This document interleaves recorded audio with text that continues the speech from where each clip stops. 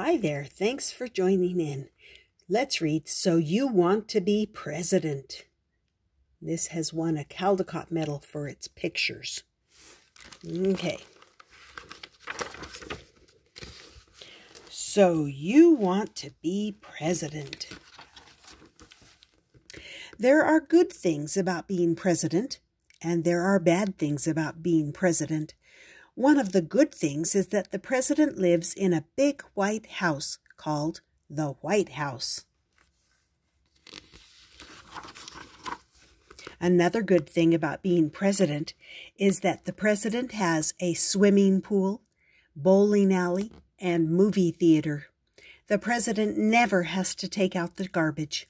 The president doesn't have to eat yucky vegetables. As a boy, George Bush had to eat broccoli.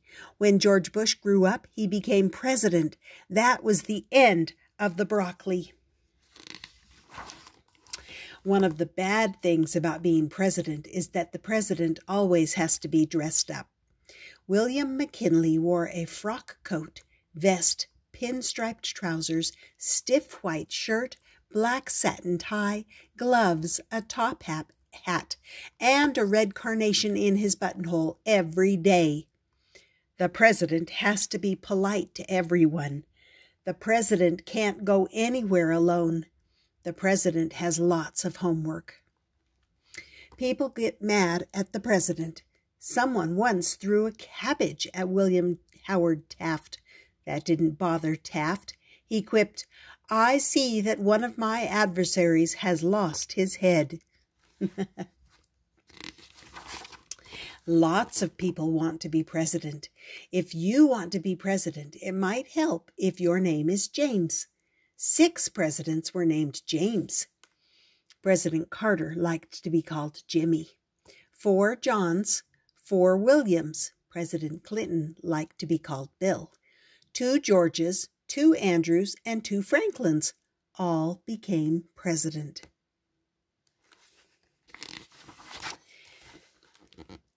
You probably weren't born in a log cabin. That's too bad. People are crazy about log cabin presidents. They elected 8. William Harrison was born in a big Virginia mansion, though he won the election with a "log cabin and hard cider" slogan.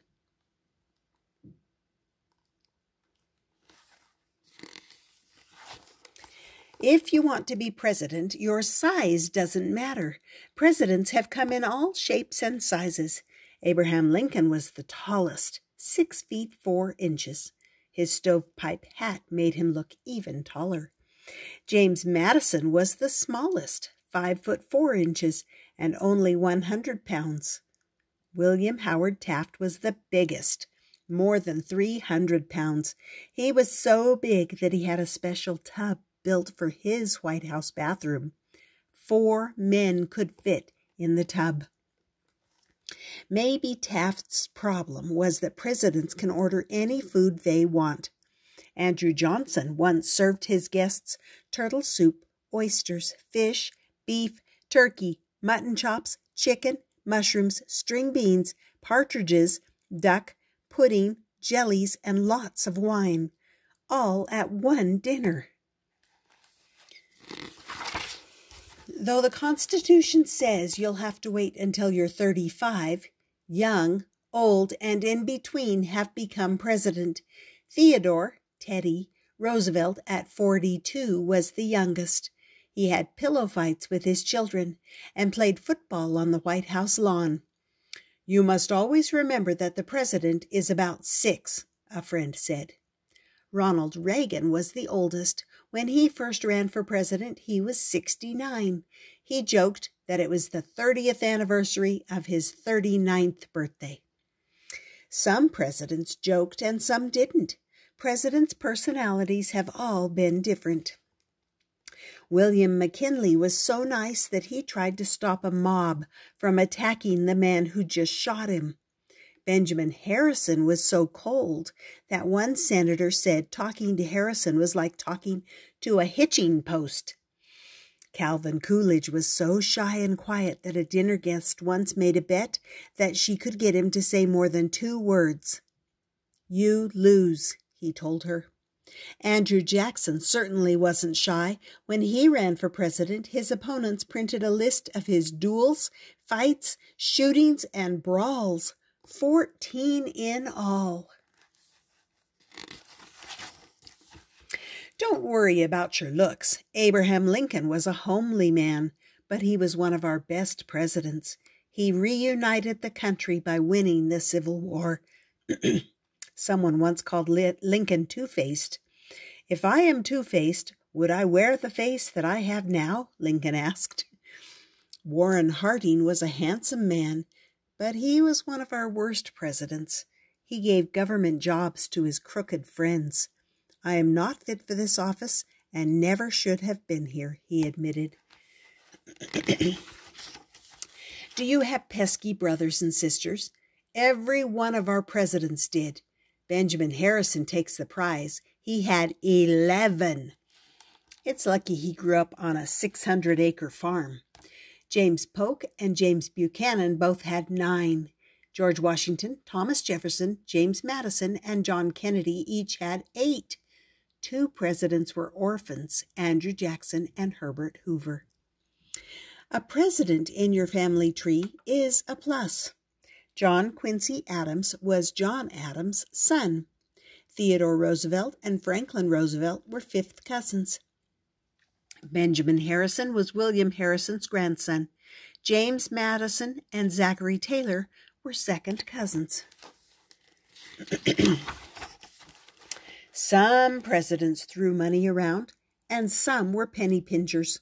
James Monroe ordered French silverware, china, candlesticks, chandeliers, clocks, mirrors, vases, rugs, draperies, and furniture for the White House.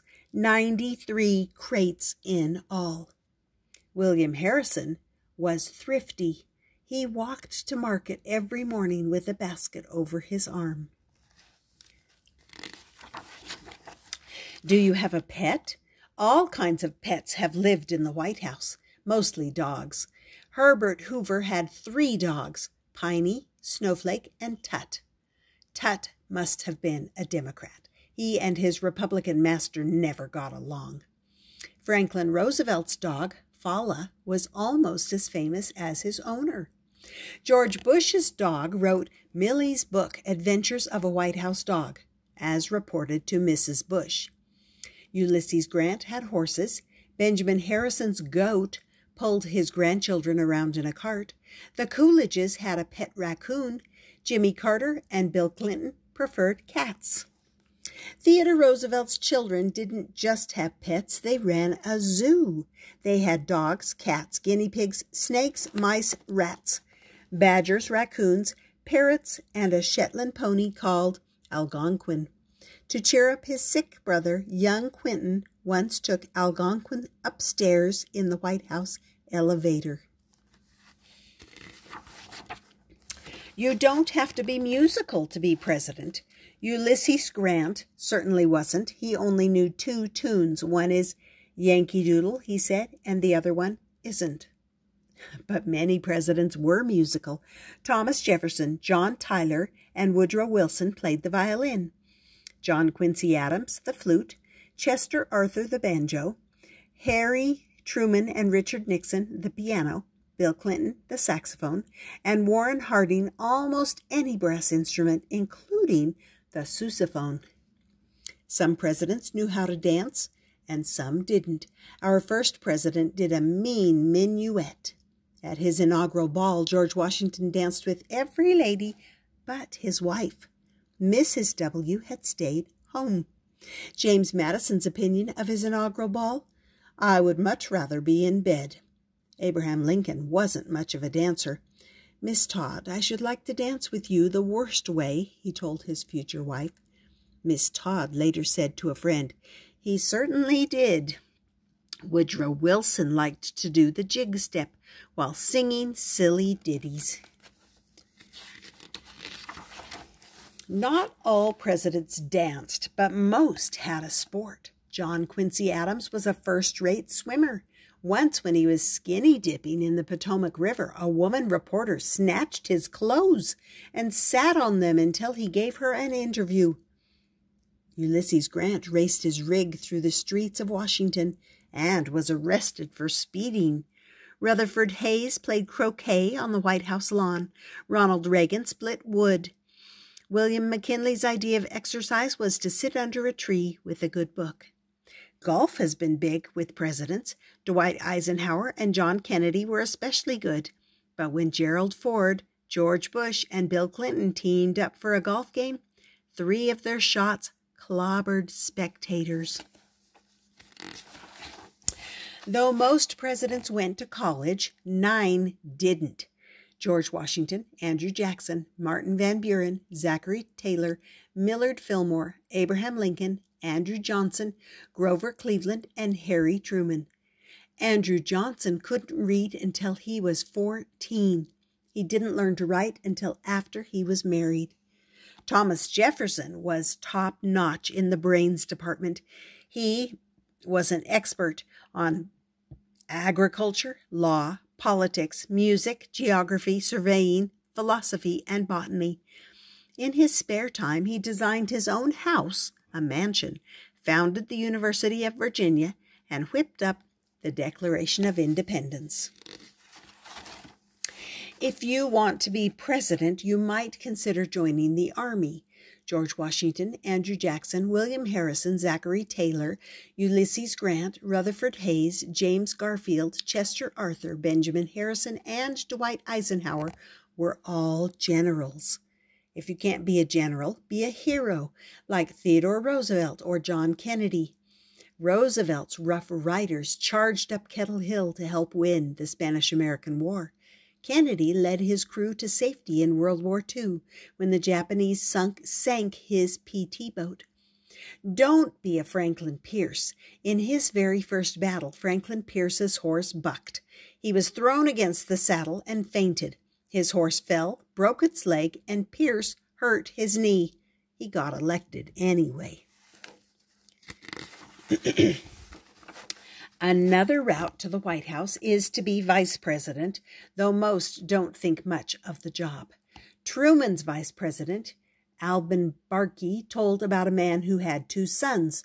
One son went to sea, the other was elected vice president. Neither was ever heard from again. Who's ever heard of Alban Barkey? Barkley. Other vice presidents have been heard from. John Adams, Thomas Jefferson, Martin Van Buren, Richard Nixon, and George Bush were all elected president. Gerald Ford became president when Richard Nixon resigned. John Tyler, Millard Fillmore, Calvin Coolidge, and Harry Truman moved up when a president got sick and died. Andrew Johnson, Chester Arthur, Theodore Roosevelt, and Lyndon Johnson became top men when guns were drawn, bullets flew, and a president was assassinated. Almost any job can lead to the White House. Presidents have been lawyers, teachers, farmers, sailors, engineers, surveyors, mayors, governors, congressmen, senators, and ambassadors. Harry Truman owned a men's shop. Andrew Johnson was a tailor. Ronald Reagan was a movie actor.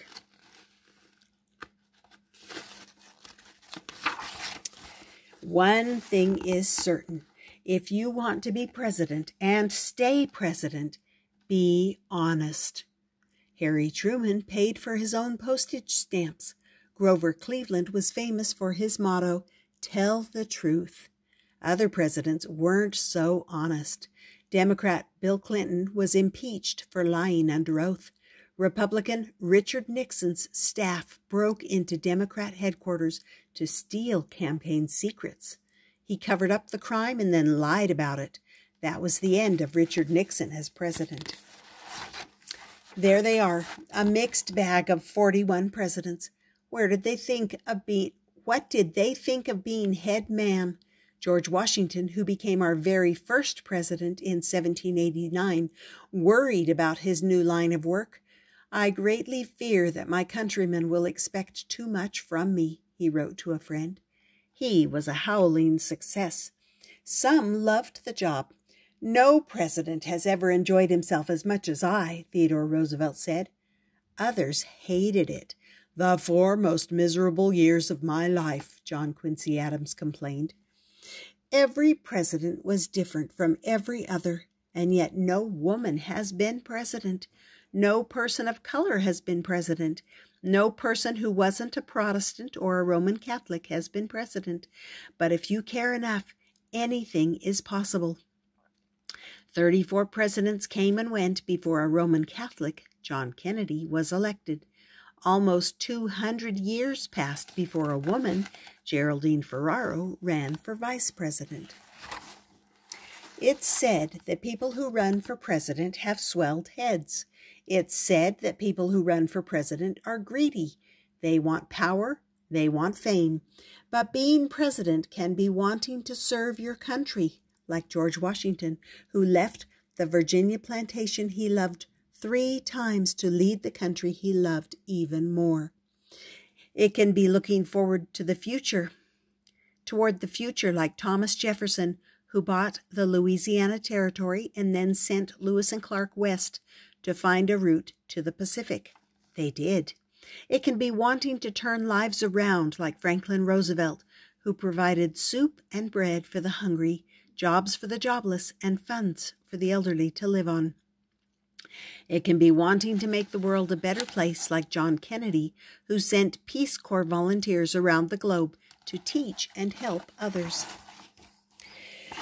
Every single president has taken this oath: "I do solemnly swear or affirm that I will faithfully execute the office of President of the United States and will, to the best of my ability, preserve, protect, and defend the Constitution of the United States." Only 35 words, but it's a big order when you're president of this country. Abraham Lincoln was tops at filling that order. "I know very well that many others might in this matter, as in others, do better than I can," he said. "But I am here. I must do the best I can, and bear the responsibility of taking the course which I feel I ought to take." That's the bottom line.